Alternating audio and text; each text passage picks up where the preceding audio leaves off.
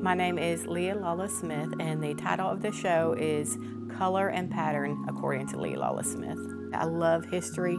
I love looking at artwork from the past of how it meant so many different things, especially like religious artwork. It's about symbolism, so every color was significant. Every single image in the work stood for something. So I've kind of taken that and I'm like, how can modern symbols that we use say something about our world and say something for the future? So I try to incorporate that stuff into my work. As you kind of reflect into your own work, you realize how important how color can create a mood. And so I try to create kind of a mood with the colors, using complementary colors that pop. Color is kind of like candy. So you can draw people in by putting a whole bunch of different color candies out there, and everybody gets real excited.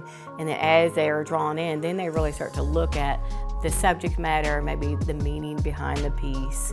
It's kind of like a hook. One of the things that I really like painting, of course, is Texas theme. And I grew up in a car culture. My dad was a mechanic. We bonded by looking at cars.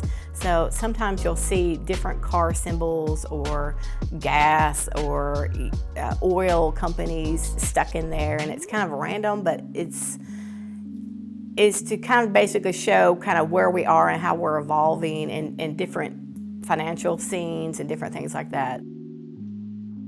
I have a really large painting that I did of my grandmother. The painting is based on her when she was 20.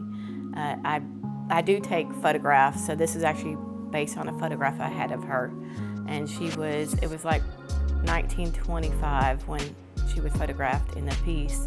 And I really liked that photograph of her. She always hated it, but I tried to make her, I was trying to do the painting of her in a more agreeable way that she would have been pleased. And she's passed, but she was a big influence in my life.